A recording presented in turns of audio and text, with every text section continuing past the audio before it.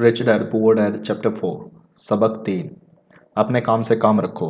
1974 में मैकडॉनल्ड के मालिक रे क्रॉक से आग्रह किया गया कि वे ऑस्टिन में टेक्सास यूनिवर्सिटी में एमबीए की कक्षा का व्याख्यान दें।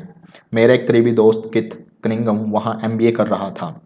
बहुत अच्छी और प्रेरणादायी चर्चा के बाद कक्षा खत्म हो गई और विद्यार्थियों ने रे से पूछा कि क्या वे बियर के लिए उनके फेवरेट बार में चलेंगे। रे तैयार हो गए। जब सब लोगों के साथ हाथ में बियर आ गई तब रे ने पूछा, मेरा असली बिजनेस क्या है? किथ ने कहा। हर कोई हंस पड़ा। ज़्यादातर एमबीए विद्यार्थियों को लगा जैसे रे मजाक कर रहे थे। किसी ने जवाब नहीं दिया, इसलिए रे ने दोबारा यही सवाल पूछा, आप लोगों की नज़र में मेरा बिजनेस क्या है? विद्यार्थी दोबारा हंस दिए और आखिरकार एक बहादुर विद्यार्थी ने जोर से कहा, रे, दुनिया में ऐसा कौन है जो नहीं जानता कि आप हैमबर्गर बिजनेस में हैं? रे हंस दिए। मुझे मालूम था कि आप यही कहेंगे। वे एक पल के लिए रुके और उसके बाद उन्होंने कहा, लेडीज एंड जेंटलमैन, मैं हैमबर्गर बिजनेस में नहीं हूँ। मेरा असली बिजनेस रियल एस्टेट है। कितने कहा कि रे ने अपने नज़रिए को समझाने के लिए काफ़ी समय लिया। उन्होंने बिजनेस प्लान में रे जानते थे कि बिजनेस का मूल लक्ष्य हैमबर्गर फ्रेंचाइजी बेचना था, परंतु वे कभी भी इस फ्रेंचाइजी की लोकेशन को नहीं भूले। वे जानते थे कि रियल एस्टेट और इसकी लोकेशन हर फ्रेंचाइजी की सफलता में सबसे महत्वपूर्ण तत्व है। मूलतः वह आदमी जो फ्रेंचाइजी खरीद रहा था और रे क्रॉक के संगठन में फ्रेंचाइजी चेन का सदस्य बनता था, वह भी उस जमीन के लिए पैसे दे रहा था और उसे खरीद रहा था। आज मैकडॉनल्ड दुनिया में रियल एस्टेट का सबसे बड़ा अकेला मालिक है, जिसके पास कैथोलिक चर्च से भी ज़्यादा रियल एस्टेट है। आज मैकडॉनल्ड के पास अमेरिका और दुनिया के दूसरे देशों में सबसे कीमती चौराहों और नुक्कड़ हैं। किथ ने कहा कि यह उसकी ज़िंदगी का बहुत बड़ा सबक था। आज किथ के पास कार धोने का बिजनेस है, परंतु उसका असली बिजनेस है कार धोने के गैराजों के नीचे का रियल एस्टेट। पिछले अध्याय के अंत में हमने यह बताया था कि ज़्यादातर लोग दूसरों के लिए काम करते हैं, बस अपने लिए काम नहीं करते। वे पहले तो कंपनी के मालिक के लिए काम करते हैं, फिर टैक्स के कारण सरकार के लिए काम करते हैं और आखिरकार बैंक के लिए काम करते हैं, जो उनके मॉर्गेज का मालिक होता है।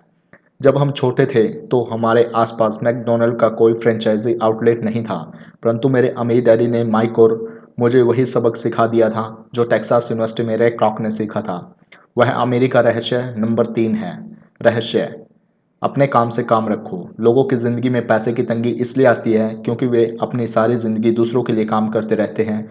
कई लोगों के पास तो ज़िंदगी भर काम करने के बाद भी अपने लिए कुछ नहीं बच पाता। एक बार फिर इस चित्र 1000 शब्दों के बराबर है। यह इनकम स्टेटमेंट और बैलेंस शीट का चित्र दिया गया है, जो रे क्रॉक की सलाह का सबसे अच्छा उदाहरण है। आपका प्रोफेशन: आपके प्रोफेशन से आपकी आय आती है जो आप मालिक के लिए काम करते हो। व्यय: सरकार के लिए काम, क्योंकि आप टैक्स पे करते हो। संपत्ति: आपका बिजनेस है जिससे आपको इनकम जनरेट होती है। और दायित्व: बैंक के लिए काम करना। हमारी वर्तमान शिक्षा पद्धति आज के युवाओं में अकादमिक कुशलताएं विकसित कर उन्हें अच्छी नौकरियां दिलाने के लिए तैयार करती है। उनकी ज़िंदगी उनकी तनख्वाह के चारों तरफ घूमती है और जैसा पहले बताया जा चुका है, उनकी आमदनी वाले कॉलम के चारों तरफ। और ज़्यादातर अकादमिक कुशलताओं को विकसित करने के बाद वे अपनी व्यावसायिक योग्यताओं को बढ़ाने के लिए और ऊंची शिक्षा हासिल करते हैं। वे इंजीनियर, वैज्ञानिक, रसोइये, पुलिस अफसर, कलाकार, लेखक इत्यादि बनने के लिए पढ़ाई करते हैं, परंतु उनकी वास्तविक योग्यताएं उन्हें काम करने और पैसा कमाने का मौका देती हैं। परंतु ध्यान रहे कि वे पैसे के लिए काम करते हैं। आपके प्रोफेशन और आपके बिजनेस में बहुत बड़ा अंतर है। मैं अक्सर लोगों से पूछता हूं कि आपका बिजनेस क्या है, और वे से कहते हैं कि मैं एक बैंकर हूं। फिर मैं उनसे पूछता हूं कि क्या वे बैंक के मालिक हैं, और सामान्यतः उनका जवाब होता है, नहीं, मैं वहां काम करता हूं। इस तरह उन्हें अपने प्रोफेशन और अपने बिजनेस को एक ही समझ लिया है। उनका प्रोफेशन एक बैंकर का हो सकता है, परंतु उनका अपना बिजनेस कुछ भी नहीं है। रे क्रॉक अपने प्रोफेशन और अपने बिजनेस के बीच के अंतर को बहुत अच्छी तरह जानते थे। उनका प्रोफेशन हमेशा वही था, वो एक सेल्समैन थे। एक समय वे मिल्क शेक के लिए मिक्सर बेचते थे और कुछ ही बाद वे हैमबर्गर फ्रेंचाइजी बेचने लगे। हालांकि उनका प्रोफेशन हैमबर्गर फ्रेंचाइजी बेचना था, परंतु उनका बिजनेस आय दिलाने वाले रियल एस्टेट को इकट्ठा करना था। स्कूल के साथ एक समस्या यह है कि आप जो विषय पढ़ते हैं आप वही बन जाते हैं। उदाहरण के लिए, आप कुकिंग का अध्ययन करते हैं तो आप शेफ बन जाते हैं। अगर आप कानून का अध्ययन करते हैं तो आप वकील बन जाते हैं, और अगर आप ऑटो मैकेनिक का अध्ययन करते हैं तो आप मैकेनिक बन जाते हैं। जो पढ़ा जाए वही बन जाने में गलती यहाँ होती है कि लोग अपने काम से काम रखना भूल जाते हैं। वे अपना सारा जीवन दूसरे के काम पर ध्यान देने में लगा देते हैं और इस तरह उसको अमीर बनाते हैं। आर्थिक रूप से सुरक्षित बनने के लिए किसी आदमी को अपने काम से काम रखने की ज़रूरत है। आपका बिजनेस आपकी संपत्ति वाले कॉलम के चारों तरफ घूमता है, जो आपकी आमदनी वाले कॉलम के विपरीत होता है। जैसा पहले बताया जा चुका है, नंबर एक नियम यह जानता है कि संपत्ति और दायित्व के बीच अंतर होता है और इसलिए हमें संपत्ति ही खरीदनी चाहिए। अमीर लोग अपनी संपत्ति वाले कॉलम पर ध्यान देते हैं, जबकि बाकी सभी लोग अपने इनकम स्टेटमेंट पर ध्यान देते हैं। इसलिए हमें यह बहुत सुनने में आता है, मुझे ज़्यादा तनख्वाह की ज़रूरत है, काश कि मुझे प्रमोशन मिल जाए, मैं एक बार फिर स्कूल जाकर कुछ और प्रशिक्षण लेने वाला हूँ ताकि मैं बेहतर नौकरी पा सकूँ, मैं ओवर टाइम करने वाला हूँ, शायद मुझे कोई पार्ट टाइम काम मिल जाए, मैं 2 सप्ताह में नौकरी छोड़ रहा हूँ, मुझे एक नई नौकरी मिल गई है जिससे तनख्वाह ज़्यादा है। कई समूहों में ये समझदारी के विचार हैं, परंतु अगर आप रे क्रॉक की बात समझ लेते हैं, तो ऐसा करके आप अपने काम से काम नहीं रख रहे हैं। ये सभी विचार अपना पूरा ध्यान आमदनी वाले कॉलम पर केंद्रित किए हुए हैं और अगर अतिरिक्त धन का उपयोग आमदनी बढ़ाने वाली संपत्ति को खरीदने में किया जाता है, तभी वह आदमी आर्थिक रूप से सुरक्षित हो सकता है। गरीब और मध्यम वर्ग के ज़्यादातर लोग आर्थिक रूप से पुरातनपंथी होते हैं, यानी मैं जोखिम नहीं उठा सकता, यानी कि उनका कोई आर्थिक आधार नहीं होता। वे अपनी नौकरियों से चिपके रहते हैं, वे खेल को सुरक्षित तरीके से खेलते हैं।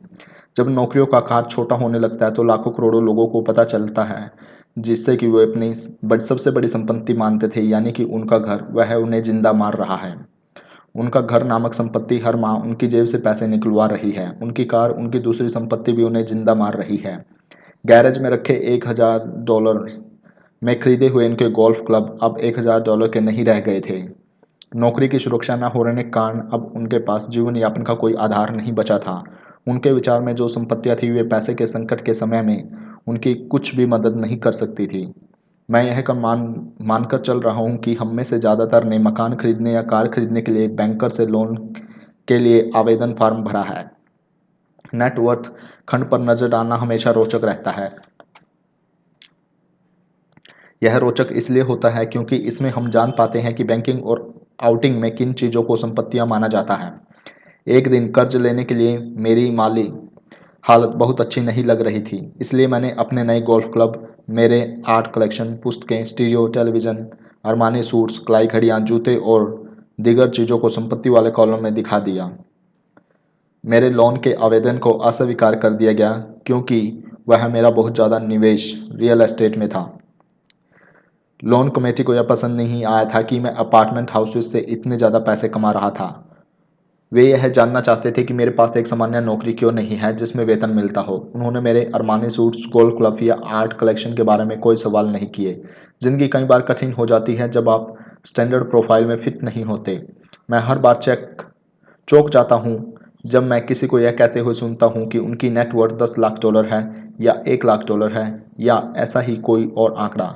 नेटवर्थ के स्टिक न होने का एक खास कारण यह है कि जिस पल आप अपनी संपत्ति को बेचना शुरू करते हैं, आपको प्राप्तियों पर टैक्स चुकाना पड़ता है। इतने सारे लोग अपने आप को पैसे के गहरे संकट में डाल लेते हैं जब आपकी आमदनी कम हो जाती है। पैसा जुटाने के लिए वे अपनी संपत्तियां बेचते हैं। पहले तो उनकी व्यक्तिगत संपत्तियां सामान्यतः उस मूल्य से बहुत कम में बिकती हैं जो उनकी बैलेंस शीट में दिखाया गया है, या अगर संपत्तियों को बेचने से कोई फायदा होता है तो उस पर टैक्स लगा दिया जाता है। तो एक बार फिर सरकारें फायदे में से अपना हिस्सा ले लेती हैं और इस तरह कर्ज से उबरने के लिए जुटाई जाने वाली रकम को कम कर देती हैं। अपने काम से काम रखना शुरू कर दें। दिन की नौकरी को करते रहें, परंतु असली संपत्तियों को खरीदना भी शुरू कर दें। परंतु ऐसे दायित्व या व्यक्तिगत चीज़ों से बचें जिनकी कीमत एक बार घर आने के बाद कम हो जाए। आप जिस क्षण एक नई कार शोरूम से बाहर ले जाते हैं, उसकी कीमत 25% कम हो जाती है। यह सच्ची संपत्ति नहीं है, हालांकि आपके बैंकर भी इसे संपत्ति मानते हैं।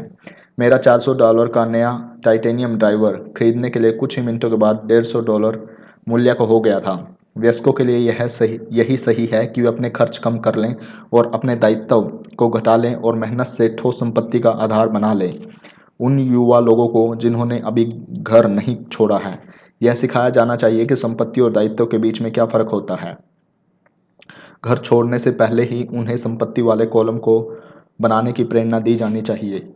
इसके पहले कि वे घर छोड़ें, शादी करें, घर खरीदें, बच्चे पैदा करें, खतरनाक आर्थिक स्थिति में फंसें, नौकरी को कसकर पकड़े रहें और हर चीज़ को उधार खरीदें। मैं बहुत सारे युवा दंपतियों को देखता हूँ जो शादी कर लेते हैं और अपने आप को एक ऐसे जाल में फंसा लेते हैं जिससे वे अपनी नौकरी के बहुत सालों तक कर्ज के बाहर नहीं निकल पाते। जब आखिरी बच्चा घर छोड़कर चला जाता है तब ज़्यादातर लोगों को यह एहसास होता है कि उन्होंने रिटायरमेंट की प्राप्त तैयारी नहीं की है और वे थोड़ा पैसा अलग रखना शुरू कर देते हैं। फिर उनके अपने मम्मी डैडी बीमार हो जाते हैं और उन पर नई जिम्मेदारियां आ जाती हैं। तो मैं आपको या आपके बच्चों को किस तरह की संपत्तियों के सृजन की प्रेरणा दे रहा हूँ। मेरी दुनिया में असली संपत्तियां कई तरह से होती हैं। ऐसे बिजनेस जिसमें मेरे होने की ज़रूरत ना हो। मैं उसका मालिक ज़रूर हूँ परंतु उन्हें दूसरे लोग चलाते हैं। अगर मुझे वहाँ काम करना पड़े तो यह बिजनेस नहीं होगा, यह मेरी नौकरी होगी। स्टॉक, बॉन्ड्स, म्यूचुअल फंड, आमदनी देने वाले रियल एस्टेट, नोट्स, बौद्धिक संपदा जैसे संगीत, पटकथा, पेटेंट इत्यादि से मिलने वाली रॉयल्टी और ऐसी हर चीज़ जो कीमती है, जो आमदनी देती है और जिसका मूल्य बढ़ जाता है और जिसका बाजार तैयार है। जब मैं एक छोटा बच्चा था तो मेरे पढ़े लिखे डैडी ने मुझसे एक सुरक्षित नौकरी ढूंढने की सलाह दी। दूसरी तरफ मेरे अमीर डैडी ने मुझे ऐसी संपत्तियों को इकट्ठा करने की सलाह दी जिन्हें मैं पसंद करता था। अगर तुम इन्हें पसंद नहीं करते होंगे तो तुम इनका ध्यान नहीं रख पाओगे। मैं रियल एस्टेट इसलिए इकट्ठा करता हूँ क्योंकि मुझे इमारतों और ज़मीन से प्यार है। मैं इसके लिए शॉपिंग करना भी पसंद करता हूँ। मैं सारा दिन उनको निहार सकता हूँ। जब समस्याएं आती हैं तो समस्याएं उतनी बुरी नहीं होती कि उनके कारण रियल एस्टेट के लिए मेरा प्यार कम हो जाए। ऐसे लोग जो रियल एस्टेट से नफरत करते हैं उन्हें इसे नहीं खरीदना चाहिए। मुझे छोटी संपत्तियों के स्टॉक से भी प्रेम है, खासकर नई कंपनियों के स्टॉक से। इसका कारण यह है कि मैं एंटरप्रेन्योर हूँ, मैं न कि कोई कॉर्पोरेट व्यक्ति। मेरे शुरुआती सालों में मैं बड़े संगठनों में काम कर चुका हूँ, जैसे कैलिफोर्निया के स्टैंडर्ड्स में, यूएस मैरिन कॉर्प्स और जेरोक्स कॉरपोरेशन में। मैंने इन संगठनों में बिताए समय का मजा लिया और मेरे पास कई सुखद यादें हैं। परंतु भीतर से मैं अपनी कंपनी में काम करने वाला आदमी नहीं हूँ। मुझे कंपनी शुरू करना अच्छा लगता है परंतु उसे चलाना मुझे उतना अच्छा नहीं लगता। इसलिए मैंने जो शेयर खरीदता हूँ वे सामान्यतः छोटी कंपनियों के होते हैं और कई बार तो मैं कंपनी शुरू करता हूं और उसे सार्वजनिक बना देता हूं। नए स्टॉक के शेयर में किस्मत चमक सकती है और मुझे यह खेल पसंद है। कई लोग कम पूंजी वाली कंपनियों से डरते हैं और उन्हें खतरनाक मानते हैं और वे खतरनाक हैं भी। परंतु खतरा हमेशा कम हो जाता है अगर आप निवेश से प्रेम करते हैं, उसे समझते हैं और खेल को अच्छी तरह से जानते हैं। छोटी कंपनियों के साथ मेरी रणनीति यह होती है कि एक साल में अपने शेयर बेच दिए जाएं। दूसरी तरफ मेरी रियल एस्टेट की रणनीति छोटी प्रॉपर्टी से शुरू करने से होती है। फिर मैं उस छोटी प्रॉपर्टी को बेचकर उससे थोड़ी बड़ी प्रॉपर्टी ले लेता हूँ और इस तरह अपने फ़ायदे पर टैक्स चुकाने से बचता रहता हूँ। इससे प्रॉपर्टी पर वैल्यू में नाटकीय बढ़ोतरी होती है। मैं सामान्य तौर पर रियल एस्टेट को 7 साल से कम समय अपने पास रखता हूँ। वर्षों तक जब मैं मेरन कॉर्प्स और जेरोक्स में था तब भी मैंने वही किया जो मेरे अमीर डैडी ने मुझे सिखाया था। मैं अपने दिन की नौकरी करता था परंतु मैं अपने काम से काम भी रखता था। मैं अपनी संपत्ति वाले कॉलम में कुछ ना कुछ करता रहता था। मैं रियल एस्टेट और छोटे स्टॉक्स की खरीद फरोख्त भी करता था। अमीर डैडी ने हमेशा पैसों की समझ के महत्व पर जोर दिया था। जितनी अच्छी तरह से मैं अकाउंटिंग और कैश मैनेजमेंट को समझ सकता था उतनी ही अच्छी तरह से मैं निवेश का विश्लेषण कर सकता था और आखिरकार खुद की कंपनी शुरू कर सकता था और उसे सफल बना सकता था। जब तक कि कोई पहले से भी ऐसा ना सोच रहा हो। मैं किसी को अपनी कंपनी बनाने के लिए प्रोत्साहित नहीं करता। मैं जानता हूँ कि कंपनी चलाने में कितना झंझट होता है और मैं नहीं चाहता कि आप उस झंझट में फंसें। कई बार ऐसा भी समय आता है जब लोगों को रोजगार नहीं मिलता और उनके लिए कंपनी शुरू करना एक समाधान होता है। परंतु सफलता के अवसर परंतु सफलता के अवसर बहुत कम हैं। 10 में से 9 कंपनियां 5 साल में डूब जाती हैं। पहले 5 साल में जो कंपनियां बची रहती हैं उनमें से भी 10 में से 9 कंपनियां बाद में बंद हो जाती हैं। तो अगर आप पहले से ही अपनी कंपनी शुरू करने की इच्छा हो तो तभी इसकी सलाह दूंगा, अन्यथा आप अपनी दिन की नौकरी करते रहें और अपने काम से काम रखें। जब मैं कहता हूं कि अपने काम से काम रखें तो मेरा यह मतलब है कि आप अपनी संपत्ति वाले कॉलम में ज़्यादा मजबूत करें। जब मैं कहता हूं कि आप अपने काम से काम रखें तो मेरा मतलब यह होता है कि आप संपत्ति वाले कॉलम को ज़्यादा से ज़्यादा मजबूत बनाते रहें। एक बार इसमें $1 जाए तो वह बाहर ना निकल पाए। इसे इस तरह सोचें कि जब $1 आपकी संपत्ति वाले कॉलम में जाता है तो वह आपका कर्मचारी बन जाता है। पैसे के बारे में सबसे अच्छी चीज़ यह है कि यह हर दिन 24 घंटे काम करता है और ऐसा पीढ़ियों तक कर सकता है। अपनी दिन की नौकरी करते रहें, एक अच्छे मेहनती कर्मचारी की तरह काम करें, परंतु संपत्ति वाले कॉलम को बढ़ाते रहें। जब आपका कैश फ्लो बढ़ता है तब आप कुछ विलासिता की चीज़ें खरीद सकते हैं। इस बारे में एक महत्वपूर्ण तथ्य यह है कि अमीर लोग विलासिता की चीज़ें सबसे बाद में खरीदते हैं, जबकि गरीब और मध्यम वर्गीय लोग विलासिता की चीज़ें सबसे पहले खरीद सकते हैं। गरीब और मध्यम वर्गीय लोग अक्सर बड़े घर, हीरे, ज्वेलरी और नाव जैसी विलासिता की चीज़ें इसलिए खरीद लेते हैं ताकि वे अमीर दिख सकें। वे अमीर दिखते हैं, परंतु असल में वे उधार के दलदल के गहरे धंसते चले जाते हैं। वे लोग जिनके पास पीढ़ियों से पैसा है, जो लंबे समय से अमीर हैं, वे अपने संपत्ति वाले कॉलम का सबसे पहले बनाते हैं। फिर संपत्ति वाले कॉलम से होने वाली आमदनी उनके लिए विलासिता की चीज़ें खरीद लेती है। गरीब और मध्य वर्गीय लोग अपनी खून पसीने की कमाई और बच्चों की विरासत की कीमत पर विलासिता की चीज़ें खरीदते हैं। सच्ची विलासिता असली संपत्ति में निवेश करने और उसे विकसित करने का प्रोत्साहन है। उदाहरण के तौर पर, जब मेरी पत्नी और मेरे पास हमारे अपार्टमेंट हाउस से अतिरिक्त पैसा आने लगा तो वह बाजार गई और अपने लिए मर्सिडीज खरीद लाई। इसमें जरा भी मेहनत या जोखिम नहीं था, क्योंकि अपार्टमेंट हाउस के कारण उसने कार खरीदी थी, परंतु उसे इसके लिए 4 साल तक का इंतजार करना पड़ा था। जब रियल एस्टेट पोर्टफोलियो बढ़ रहा था और आखिरकार उसने इतना अतिरिक्त पैसा दे दिया कि कार खरीदी जा सके। परंतु मर्सिडीज की यह विलासिता दरअसल एक सच्चा पुरस्कार है, क्योंकि उसने यह साबित कर दिया कि वह अपने संपत्ति वाले कॉलम को सही तरह से बढ़ाना जानती है। अब उसके लिए उस कार की कीमत सामान्य रूप से खरीदी गई कार से कहीं ज़्यादा है। ज़्यादातर लोग अक्सर इच्छा जागने पर बिना सोचे समझे जाते हैं और कर्ज पर कार या विलासिता की कोई और चीज़ खरीद लेते हैं। हो सकता है कि वे ज़िंदगी से ऊब चुके हों या सिर्फ एक नए खिलौने की ज़रूरत हो। कर्ज पर विलासिता की चीज़ें खरीदने से देर सवेर वह आदमी उस चीज़ के चिढ़ने लगेगा, क्योंकि उसके पास जो कर्ज लिया है वह एक भार बन जाएगा। एक बार आप अपने बिजनेस को बनाने, उसमें निवेश करने का समय निकाल लेते हैं, फिर आप उसमें जादू की छड़ी घुमा सकते हैं, जो अमीरों का सबसे बड़ा रहस्य है। यह रहस्य अमीरों को भीड़ से सबसे आगे रखता है। अपने काम से काम रखने का इनाम, जो आपको उस राह पर चलने के लिए मिलता है जिन पर अमीर लोग चलते हैं। यहाँ पे हमारा चैप्टर नंबर 4 कंप्लीट हो गया है कि अपने काम से काम रखें। अपने काम से काम रखने का मतलब है कि अपने संपत्ति वाले कॉलम को, अपने एसेट्स को ज़्यादा से ज़्यादा बढ़ाएं, बस। I am really thankful to you. My name is Ajay Kumar and I request to you, आपसे प्रार्थना करता हूँ कि मेरे इस वीडियो को ज़्यादा से ज़्यादा शेयर करें। आई am really very thankful for you. Facebook, WhatsApp, Twitter, जहाँ भी आप इसे शेयर कर सकते हैं शेयर कीजिए, और लिंक डिस्क्रिप्शन में दिया गया है। Thank you.